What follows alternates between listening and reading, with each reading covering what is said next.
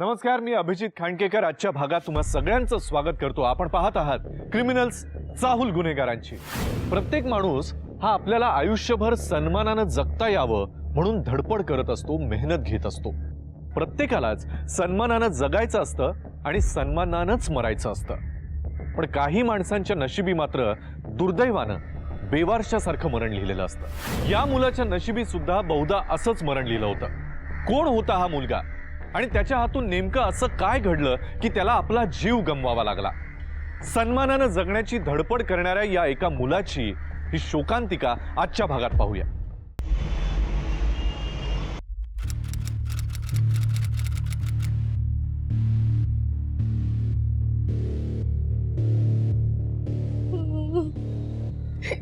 परवा ऑफिसला गेली राजे,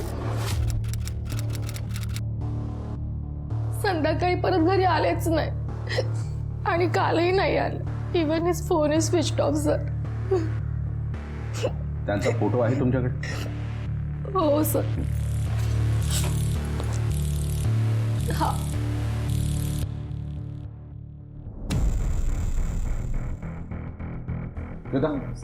हा फोटो सगळ्या पोलीस स्टेशनमध्ये सर्क्युलेट करा। येस। कुठे काम करतात तुमचे mister? Abhinav fashion private limited, Andheri east. त्यांचे कोणी नातेवाईक आहेत? हो सर, त्यांची बहीण विरारला राहते आणि बाबा अहमदाबादला काम करतात। मी सगळ्यांना फोन केले, तू कुठेच नाहीये सर। तुम्ही काय करता? घरीच असता की जॉब करता? सर, मी माया फॅशन लॅबमध्ये चीफ फॅशन डिझायनर आहे। ठीक आहे मॅडम, तुमची सगळी डिटेल्स यांच्याकडे द्या। काळजी करू नका, आम्ही बघतो काय। ठीक आहे सर। या।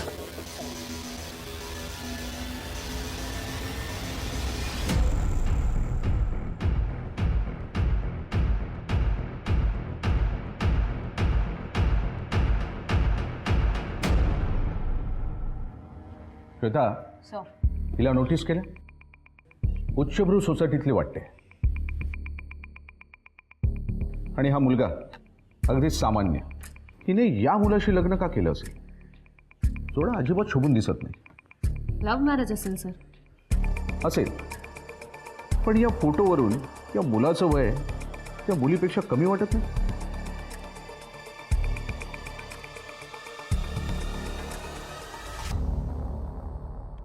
राजेश परवा आला होता। त्याची संध्याकाळी 7 वाजेपर्यंत ड्युटी असते। परवा 7 वाजता तो निघून गेला होता। काल आला नाही, कारण म्हणजे मला काल कोणीतरी सांगितलं की ऑफिसमधून कोणीतरी फोन केला होता त्याला आणि त्यानं फोन उचलला नाही। ओके। राजेश कुठल्या पोस्टवर होता? टेलर होता तो, म्हणजे आत्ताच त्याला बढती मिळाली होती। त्याला मी फॅशन डिझायनर म्हणून ठेवलं। खरं तर तो फॅशन डिझायनिंगच्या कामामध्ये मदत करायचा, पुन्हा टेलरिंगचं पण काम करायचं। पण त्याची बायको तर ती फॅशन डिझायनर आहे। आधी ती माझ्याकडे काम करायची। खरं सांगायचं तर ती खूप हुशार, गुणी, अत्यंत मेहनती मुलगी। खरं तर त्या दोघांचं एकमेकांवर खूप प्रेम आहे म्हणून त्यांनी लव्ह मॅरेज केलं।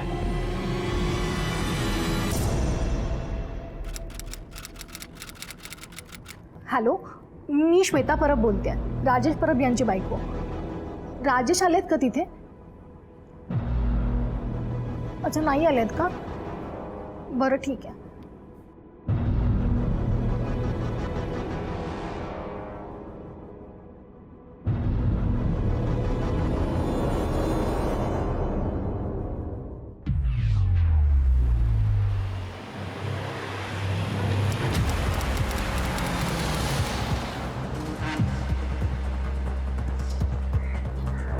इथेच कुठेतरी असेल। हे इकडे।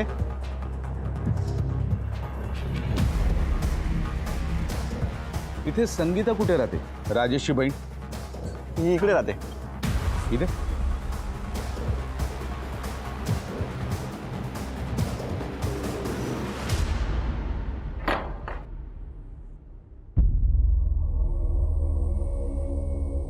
अरे एक मिनिट,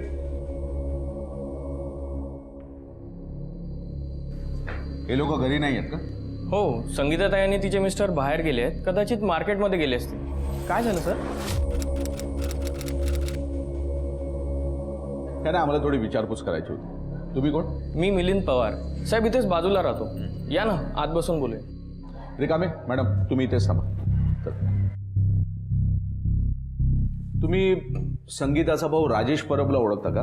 हो साहेब, माझा खूप चांगला मित्र आहे तो आणि खूप मेहनती सुद्धा आहे. एका दिवशी 3 जॉब करतो सर तो. 3 जॉब? हो, ॲक्च्युली काय आहे ना, त्याची आई आजारी असायची, त्यामुळे उपचारासाठी खूप पैसे लागायचे सर. म्हणून तो एका दिवशी 3 जॉब करायचा. सकाळी पेपरची लाईन टाकायचा. नेहमी पैशांचं टेन्शन असायचं साहेब त्याला. पण लग्नानंतर त्याचा पैशांचं टेन्शन कमी झालं होतं. तो कसं? चांगली जॉब करून पैसे कमवणारी बायको मिळाली होती सर त्याला. त्याचे आणि त्याच्या बायकोचे एकमेकांशी संबंध कसे होते? त्याच्याबद्दल मी नाही सांगू शकत साहेब, पण त्याची बहीण संगीताताई तुम्हाला सांगू शकते. सर, त्या संगीताची घरी आली. चला, थँक्यू.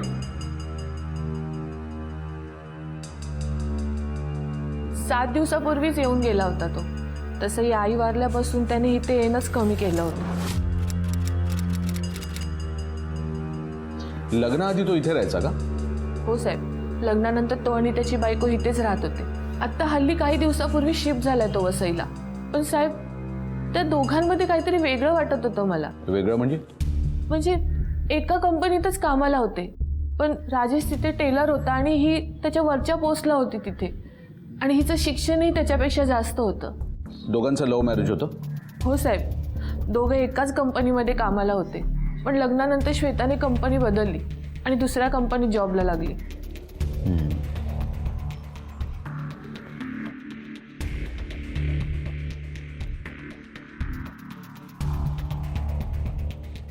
हा तुमच्या वडिलांचा फोटो आहे का? हो साहेब, ते अहमदाबादला असतात. तसंही त्यांना आमची काही पडलेलीच नाही आहे. आई आजारी होती कॅन्सरने, तेव्हाही महिन्यातून 2 वेळाच ते भेटायला यायचे तिला. यात राजेशचा फोटो नाहीये. आहे ना, तो राजेशचा फोटो आहे. हा राजेश आहे? हो. श्वेता, तो फोटो दाखवा.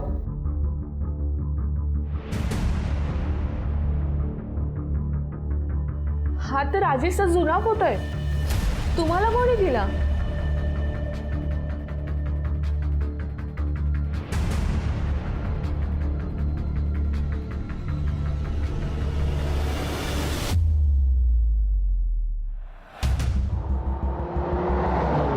तुम्ही आम्हाला हा फोटो दिला होता आणि राजेशच्या घरी जेव्हा आम्ही गेलो तेव्हा सर, राजेशने मला हा एकच फोटो दिला होता आणि सांगितलं होतं की सांभाळून ठेव. खूप स्पेशल होता हा फोटो त्याच्यासाठी. आणि माझ्याकडे या फोटोशिवाय दुसरा कोणताच फोटो नाही आहे. मॅडम, राजेश एक साधा टेलर आहे आणि तुम्ही एका कंपनीमध्ये चीफ फॅशन डिझायनर. असं का? सर, मी आणि राजेश याआधी एका कंपनीतच काम करत होतो. तो तिथे टेलरिंगचं काम करायचा आणि त्याचं ग्रॅज्युएशन पूर्ण होतं. बऱ्याचदा तो स्वतःच कपडे डिझाईन करायचा. त्याच्याकडे फक्त माझ्यासारखी डिग्री नव्हती, पण हळूहळू आमच्यात मैत्री वाढली आणि मग मी त्याच्या आणि त्याच्या डिझायनिंगच्या प्रेमात पडले. ते सगळं ठीक आहे मॅडम, पण तुमच्या आणि राजेशच्या सोशल स्टेटसमध्ये बरंच अंतर आहे. तुम्ही त्याच्याशी लग्न का केलं? सर, खूप साधा आणि प्रेमळ मुलगा आहे तो. आणि प्रेमात स्टेटस वगैरे कोण बघतं?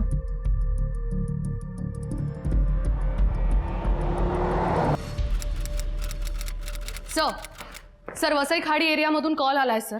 एक डेड बॉडी सापडली. चला रिकामे, चला.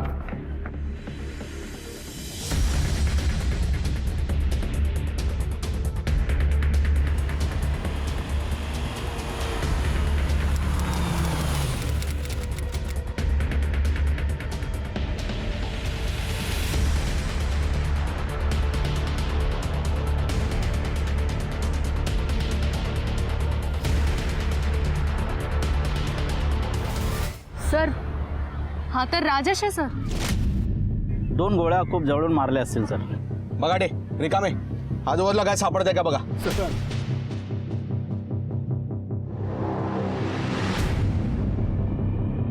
श्वेता, सर.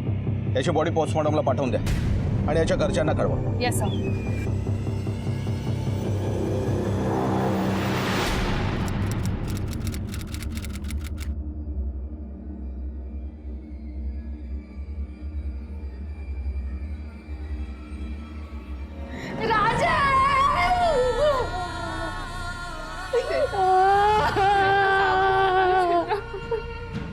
राजाचं काय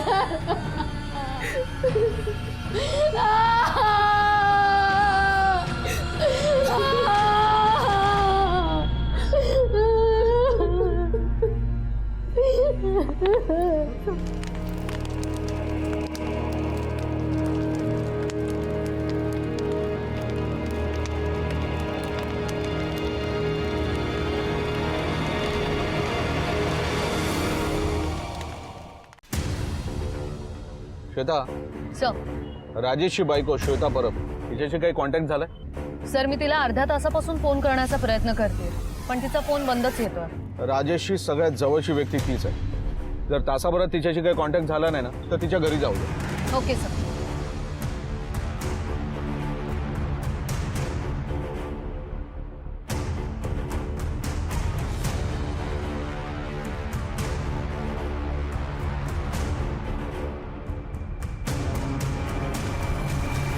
ती श्वेता कुठे गेली आहे माहिती आहे तुम्हाला? आम्ही तिच्या घरी जाऊन आलो. घर बंद आहे आणि तिचा फोन पण स्विच ऑफ येतोय. साहेब तिचा पहाटेच फोन आला होता. ती म्हणाली राजेशची अस्थी घेऊन मी विसर्जनासाठी जाते म्हणून. मी तिला खूप समजावण्याचा प्रयत्न केला, सांगितलं सुद्धा, पण ती काहीच ऐकायला तयार नाही आणि तिने फोन कट केला. साहेब आम्हाला सांगा, श्वेता आणि राजेश या दोघांचे संबंध कसे होते? म्हणजे श्वेता एवढ्या मोठ्या घरातली मुलगी आणि आय एम सॉरी पण राजेश एक सर्वसाधारण मुलगा होता. लग्नानंतर दोघांचे संबंध ठीक होते का? मॅडम मला पण तीच शंका यायची, एवढ्या मोठ्या घरातली मुलगी आमच्या घरात कशी राहील म्हणून. पण ती आमच्याच घरातला एक भाग होऊन बसली होती.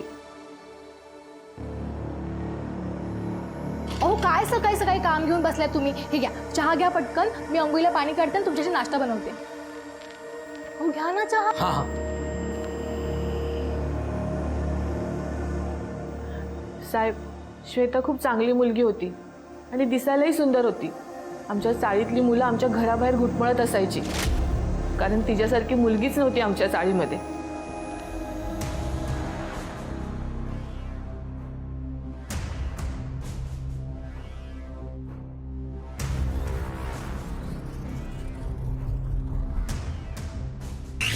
बाकीची मुलं तर बाहेरच घुटमळायची घराच्या. पण मिलिंद पवार आमच्या शेजारीच राहतो, राजेशचा खूप खास मित्र. तो तर काही ना काहीतरी कारण सांगून घरात यायचा. वहिनी,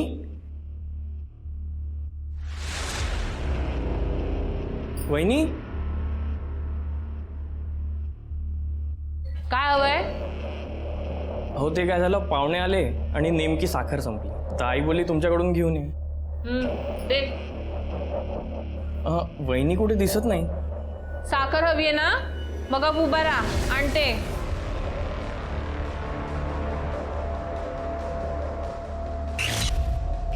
म्हणून मीच राजेशला म्हटलं की तू चांगल्या लोकॅलिटीमध्ये घर घे, आणि तो वसईला शिफ्ट झाला. साहेब पण मला एक कळत नाहीये, आमची जेमतेम परिस्थिती.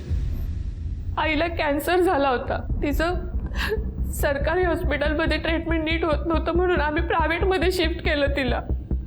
प्रायव्हेटमध्ये? पण प्रायव्हेटमध्ये तर जास्त खर्च येणार. हो साहेब, 50-60 हजार रुपये खर्च येत होता. साहेब राजेशचा तेवढा पगारही नसेल.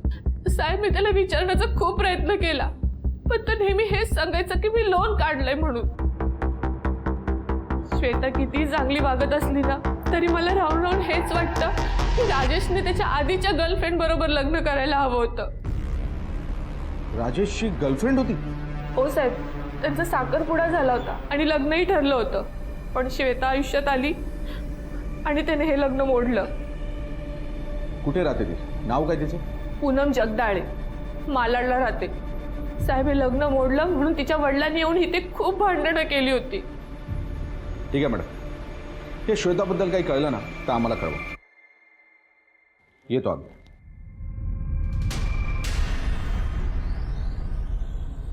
श्वेता, सर असं तर नसेल की या सूर्यकांत जगदाळेनेच राजेशचा खून केला असेल?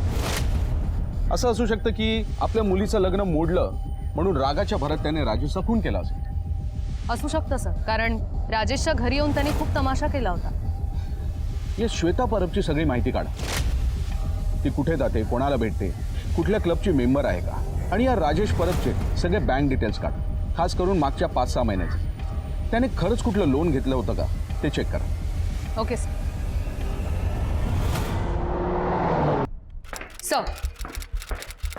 सर हा राजेशचा पोस्टमॉर्टम रिपोर्ट.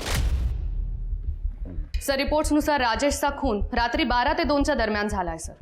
आणि सर हा बॅलिस्टिक रिपोर्ट.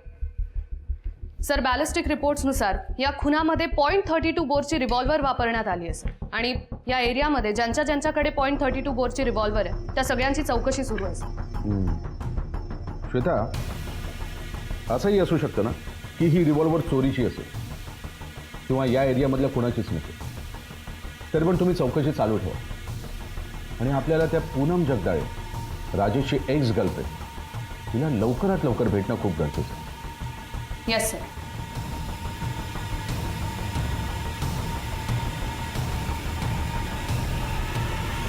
सर माझं आणि राजेशचं 4 वर्षापासून अफेअर होतं. इनफॅक्ट त्याच्या बोलण्यानुसारच मी माझ्या वडिलांशी आमच्या लग्नाबद्दल बोलले आणि आमचा साखरपुडा सुद्धा झाला. साखरपुड्यानंतर सर्वात जास्त आनंदी राजेशच होता. पण एका आठवड्यानंतर अचानक एक दिवस पूनम, पूनम, अरे राजेश तू असं अचानक? बरं बस, मी तुझ्यासाठी चहा आणते. एक मिनिट इकडे. मला तुझ्याशी काहीतरी बोलायचं. हा बोल. आपलं लग्न नाही होऊ शकत. काय? अरे पण आपली एंगेजमेंट झाली आहे आणि तू असं कसं बोलू शकतोस की आपलं लग्न नाही होऊ शकत? हे बघ, मी तुला आता काही नाही सांगू शकत. आपलं लग्न होऊ शकत नाही. मी माझ्याकडून ही एंगेजमेंट मोडतोय. काय म्हणालास? काय म्हणालास? तिचं लग्न मोडलंस? हा? तू माझ्या मुलीचं आयुष्य नासवतोय. तुला हिंमत कशी झाली?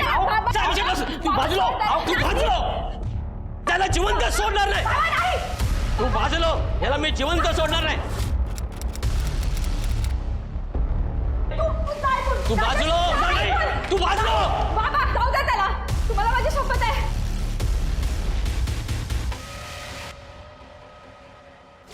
त्यानंतर मी आणि राजेश परत कधीच भेटलो नाही सर. मला बाहेरून असं समजलं की त्याने एका फॅशन डिझायनर मुलीबरोबर लग्न केलं. ती मुलगी सुद्धा त्याच्याच ऑफिसमध्ये एका मोठ्या पोस्टवर कामाला होती. तुझ्या वडिलांनी त्याला इथे बंदूक काढून धमकी दिली, शिवाय त्याच्या घरी जाऊन पण त्यांना धमकी दिली ना? हो दिली होती. काय करतात तुझे वडील? सर ते बार मालकाचे पर्सनल बॉडीगार्ड आहेत.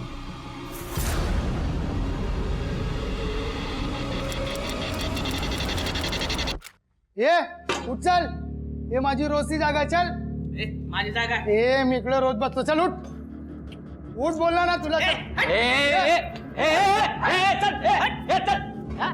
अरे दारू प्यायला की तमाशा करायला? ए चल तू बस, चल. अरे चल बस रे. ए चल. जगदाळे, हो साहेब. गण आहे तुमच्याकडे? हो आहे ना. दाखवा. लायसन्स? श्वेता चेक कर. सर लायसन्स तर ओके आहे. .32 बोर आहे सर. बॅलिस्टिक टेस्टसाठी पाठवून द्या. Yes sir.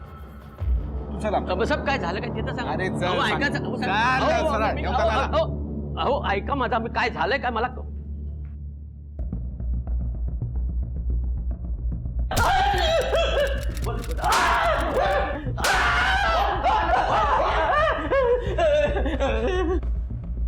चल बोल. साहेब किती वेळा सांगू मी तुम्हाला, मी राजेशचा खून नाही केला. ए आवाज खाली. हो साहेब, तो शेवटचा माझ्या घरी आला होता ना, तेव्हा मी त्याच्या 2-4 कानफाटीत मारल्या. काय करणार साहेब, त्याने माझ्या मुलीसोबतचं लग्न मोडलं होतं, म्हणून राग अनावर झाला. राग इतका अनावर झाला की 2 गोळ्या त्याच्या छातीत झाडल्यास? नाही साहेब, ती रिव्हॉल्वर माझी नव्हती, आमच्या बार मालकाची होती. त्याच्यातून आजपर्यंत एक सुद्धा गोळी निघाली नाहीये. हवं तर तुम्ही रेकॉर्ड चेक करू शकता. पण हा साहेब, जर त्या दिवशी माझ्या मुलीनं मला थांबवलं नसतं ना, तर त्याची मी चांबडी सोलून काढली असती. सर. या चंद्रकांत जगदाळेंची रिमांड वाढवा, त्याशिवाय तोंड उघडणार नाही. Yes sir. आणि सर राजेशचे बँक अकाउंट्स मी चेक केले. त्याचे 2 अकाउंट्स आहेत सर. एकात 0 बॅलन्स आहे आणि एकात 1000 रुपये. म्हणजे हॉस्पिटलचं पेमेंट कदाचित कॅशने केलं असेल. शक्य असेल कुठल्या तरी मित्राकडून किंवा मार्केटमधून लोन घेतलं असेल त्याने. माझी चौकशी सुरू आहे. आणि सर अजून एक गोष्ट, राजेशची आई एका प्रायव्हेट हॉस्पिटलमध्ये ॲडमिट होती सर, आणि तिथेच तिचा मृत्यू झाला. म्हणजे जर का लोन घेतलं असेल तर तेही त्याच दरम्यान घेतलं असेल. हो सर. आणि सर तपासात हेही समजलं की अंधेरीत एक गोखले नावाचे आर्किटेक्ट राहतात, त्यांची मुलगी आहे श्वेता. पोलीस राजेशच्या घरच्यांची, त्याच्या मित्रांची चौकशी करत होते, पण त्यातनं काहीच निष्पन्न होत नव्हतं. राजेशची सामाजिक आणि आर्थिक परिस्थिती बघता श्वेताचं राजेशवर प्रेम असेल यावर विश्वास ठेवणं पोलिसांना जरा कठीणच जात होतं. श्वेता राजेशच्या अस्थी विसर्जित करायला गेली होती तेव्हापासून तिचा फोन स्विच ऑफ येत होता. राजेशच्या खुनामध्ये श्वेताचा हात होता का, की राजेश सारखीच ती सुद्धा कुठल्या तरी एका षडयंत्राला बळी पडली होती? श्वेताला शोधणं पोलिसांसाठी आता आवश्यक बनलं होतं. त्यामुळे पोलिसांनी आपली तपासाची दिशा श्वेताला शोधण्याकडे वळवली. श्वेताच्या सगळ्या बारीक सारीक गोष्टींची पोलीस सखोल चौकशी करू लागले. मिस्टर गोखले, ॲक्च्युली साहेब, आमच्या मुलीचा अजूनही फोन लागत नाही हो. तुम्हाला काही माहिती आहे का तिची? नाही मॅडम, अजून तरी नाही. पण साहेब साहेब तुम्हाला सांगू, आम्ही दोघंही खूप शॉक्ड आहोत.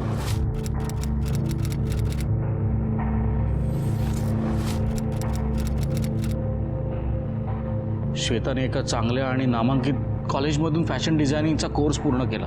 एक चांगलं कुटुंब, चांगला मुलगा बघून आम्ही तिचं लग्न सुद्धा ठरवलं होतं साहेब. अहो पण एक दिवस अचानकपणे ती त्या राजेशला घरी घेऊन आली, म्हणाली माझं या मुलावरती प्रेम आहे, मला ह्याच्याशीच लग्न करायचं आहे. दोघांनी मंदिरात जाऊन लग्नही केलं. आम्ही नव्हतो गेलो त्यांच्या लग्नाला. साहेब तुम्हाला काही पत्ता लागलाय का श्वेताचा? म्हणजे तसा काही क्लू मिळालाय का तुम्हाला?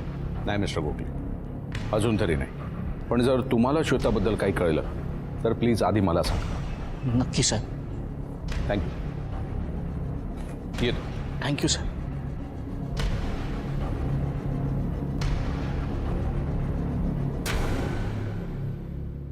सर, सूर्यकांत जगदाळेची .32 बोरची रिव्हॉल्वर बॅलिस्टिक रिपोर्ट सोबत मॅच होत नाहीये सर. श्वेता, आधी आपल्याला वाटलं होतं की आपल्या मुलीचं लग्न मोडलं म्हणून या सूर्यकांत जगदाळेने राजेशचा खून केला असेल. पण इथे काहीतरी वेगळंच घडलेलं दिसतं. ते कसं सर? म्हणजे असंही होऊ शकतं ना की या श्वेताचा एक्स बॉयफ्रेंड असेल, ज्याला सोडून तिने राजेश बरोबर लग्न केलं म्हणून त्या एक्स बॉयफ्रेंडने राजेशचा खून केला असेल. असू शकतं सर. या श्वेताचे गेल्या 5-6 महिन्याचे कॉल डिटेल्स काढ. तिचं बाहेर कुठे लफडं होतं का ते तिच्या घरच्यांकडून किंवा ऑफिसमधून फाइंड आउट करा. Okay sir. आणि सर, या सूर्यकांत जगदाळेचं काय करायचं? सध्या सोडून द्या त्याला, मग बघू. Okay sir.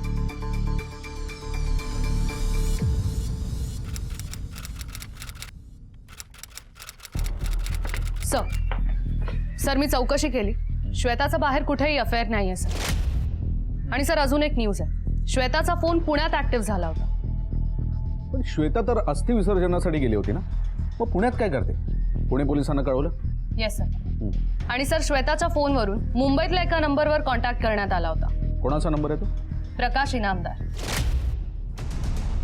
प्रकाश इनामदार म्हणजे अभिनव फॅशन प्रायव्हेट लिमिटेडवाला? Yes sir. हे तेच प्रकाश इनामदारच ज्यांच्या कंपनीमध्ये राजेश आणि श्वेता हे दोघंही काम करायचे.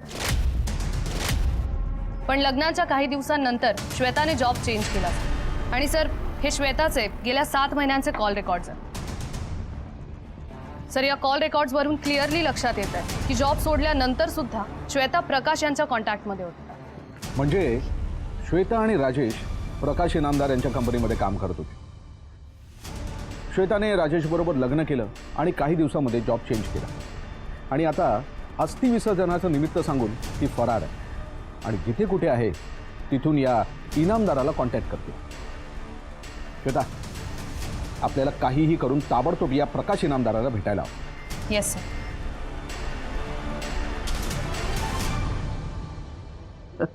कामच तेवढं असं काय करणार. प्रकाश इनामदार या अभ्यंकर, मी तुमच्याशी नंतर बोलतो. बरं बसा साहेब. बोला, काय मदत करू शकतो तुम्हाला? मिस्टर प्रकाश, श्वेताने तुम्हाला कॉन्टॅक्ट केला होता का? हो, तिचा फोन आला होता. ती माझ्याकडेच काम करायची. तुमचं काय बोलणं झालं? साहेब तुम्हाला तर माहिती आहे तिचा नवरा जिवंत नाही आहे. त्यांनी कुठून तरी कर्जाने पैसे घेतले होते म्हणून श्वेताने मला फोन केला होता की काही लोकांनी तिच्यावरती हल्ला केला, तिला किडनॅप करण्याचा प्रयत्न केला होता म्हणून ती जीव वाचून पळत होती.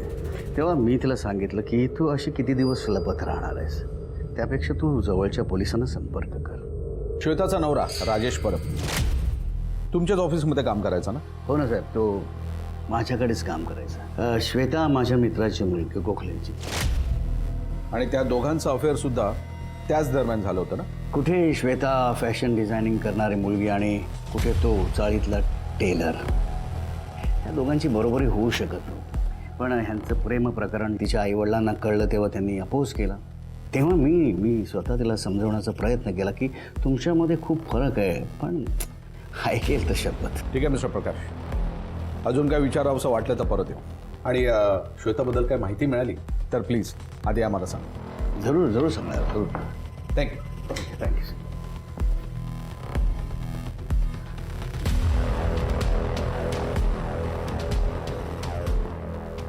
श्वेता, या प्रकाश इनामदारची माहिती काढा आणि राजेशची आई ज्या हॉस्पिटलमध्ये ॲडमिट होती त्या हॉस्पिटलचं बिल तो कसं भरायचं ते काढा. Okay sir. रिकाम.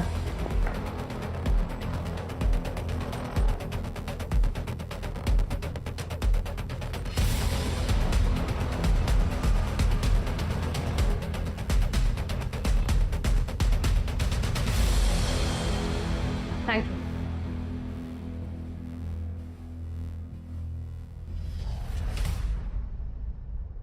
सर मी त्या हॉस्पिटलमधून बोलते जिथे राजेशच्या आईला ॲडमिट केलं होतं सर.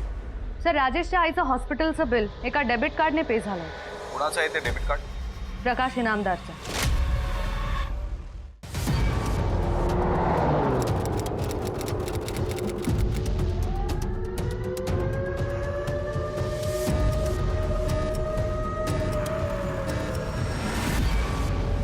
काय ना साहेब, त्या दोघांचं प्रेम होतं आणि श्वेताने मला फोन करून सगळं सांगितलं होतं. ते सगळं तुम्ही आम्हाला सांगितलं हो, पण त्या दोघांचं लग्न तुम्ही मंदिरात लावून दिलं ही गोष्ट नाही सांगितली.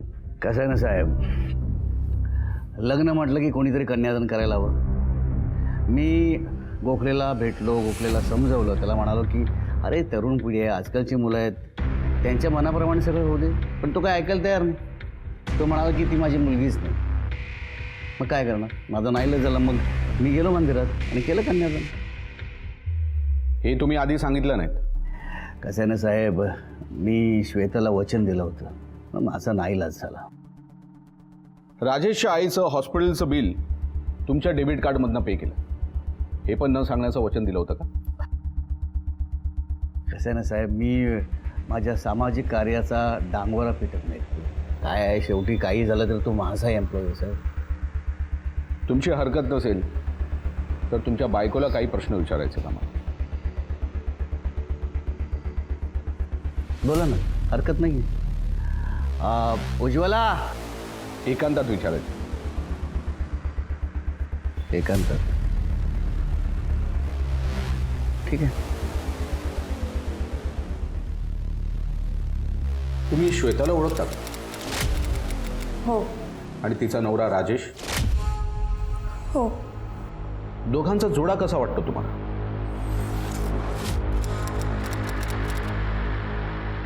म्हणजे तुमच्या नवऱ्यानेच त्यांचं लग्न लावून दिलं होतं, पण ते दोघं कसे वाटतात तुम्हाला? अनुरूप वाटतात का? कसलं अनुरूप आणि कसलं काय साहेब, हा प्रकाश चांगला माणूस नाही. स्वतःच्या मित्राच्या मुलीबरोबर लपलं होतं त्याचं, आणि ती पण ऑफिसच्या निमित्ताने रोज घरी यायची.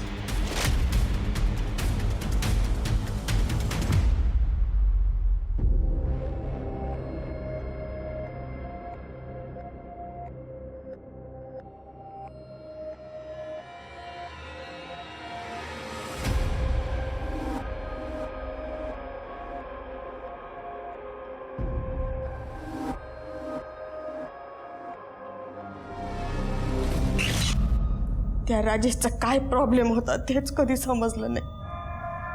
आपल्या बायकोला असं दुसऱ्याच्या नवऱ्याचं कोण आणून टाकतं सांगा? राहून मीच एकदा त्यांचा पाठलाग केला फार्म हाऊसपर्यंत. तिथे जाऊन जे बघितलं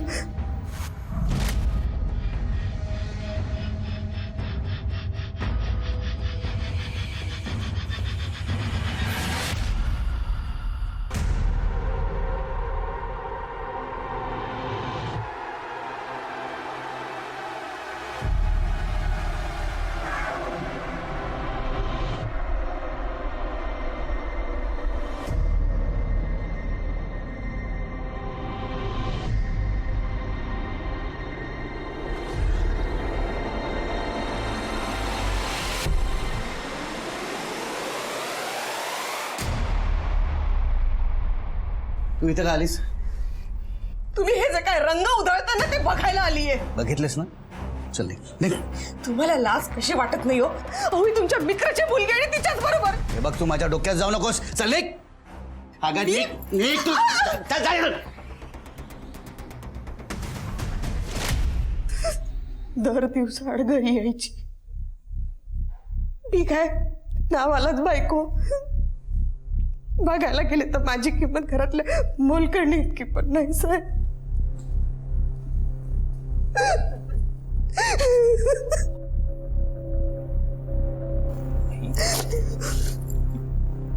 ठीक आहे मॅडम, थँक्यू.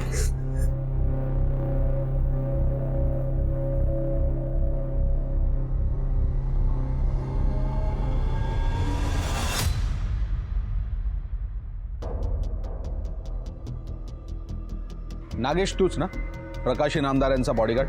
हो साहेब. पेपर आहे तुमच्याकडे? हो आहे ना. दाखवा. लायसन्स?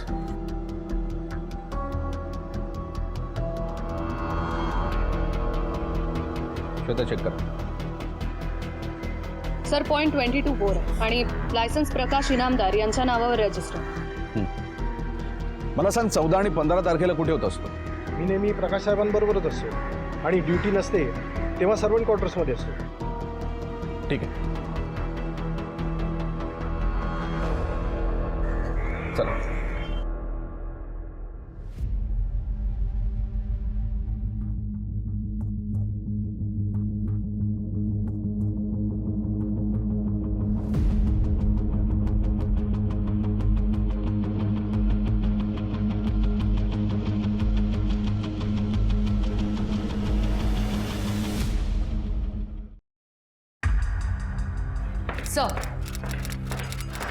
सर हे राजाराम कांबळे, गव्हर्नमेंट एम्प्लॉय आहेत सर, आणि हे त्यांचं सरकारी वेपन.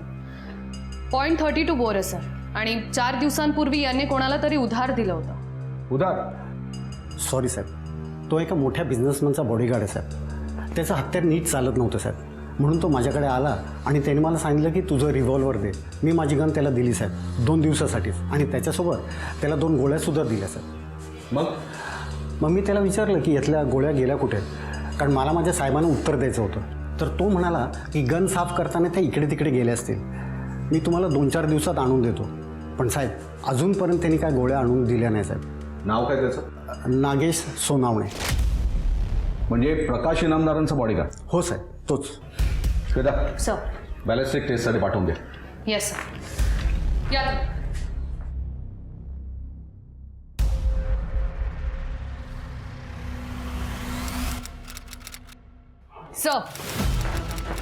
सर, बॅलिस्टिक रिपोर्ट्सनुसार ती रिव्हॉल्वर मॅच झाली आहे सर. खून त्याच रिव्हॉल्वरने झाला.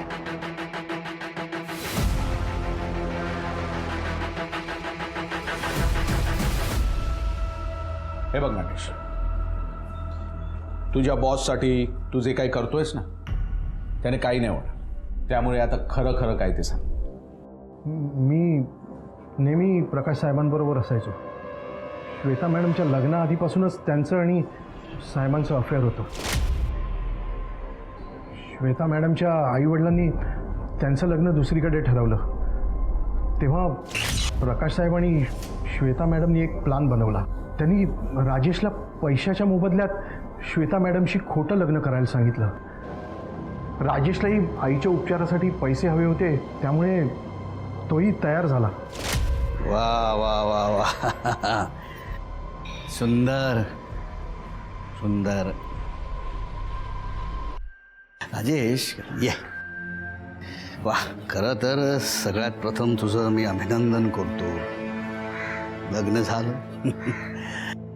कसं आहे राजेश, हिला जेव्हा मी तुला सांगेन तेव्हा तेव्हा इथे घेऊन यायची. तुझ्या आईच्या इलाजासाठी जो काय खर्च येईल, जेवढे पैसे लागतील सगळे मी देईन. पण हिला घेऊन यायचं. शाणा आहे शाणा. Very good.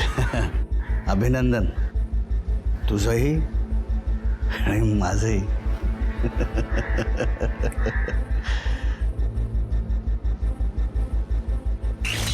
एक दिवस राजेशची आई वारली आणि त्यानंतर त्याचं वागणं एकदम बदलून गेलं.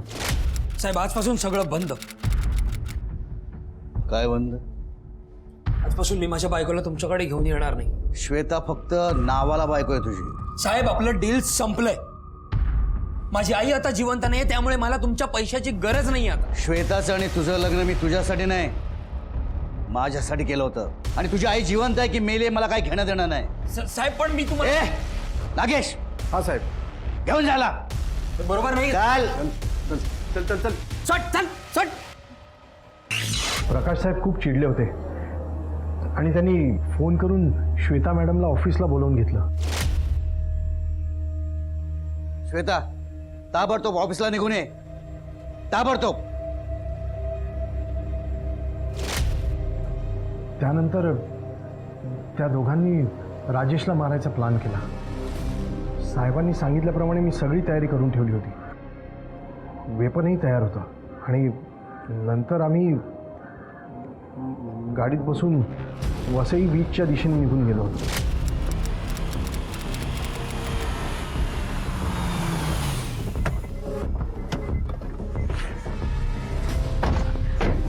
काय होतं?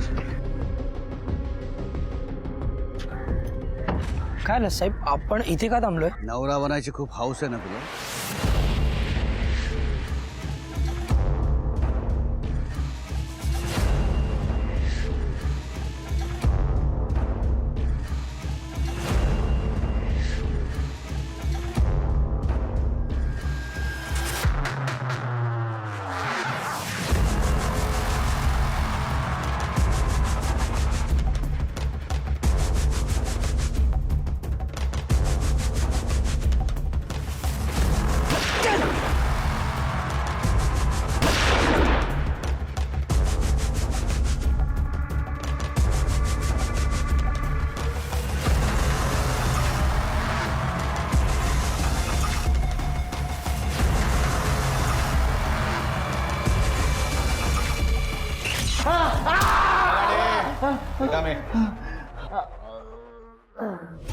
बोल रे, श्वेता कुठे आहे? बोल. तुम्ही मला कितीही मारा पण मी माझं तोंड उघडणार नाही. मगाडे रिकामे तोडायला.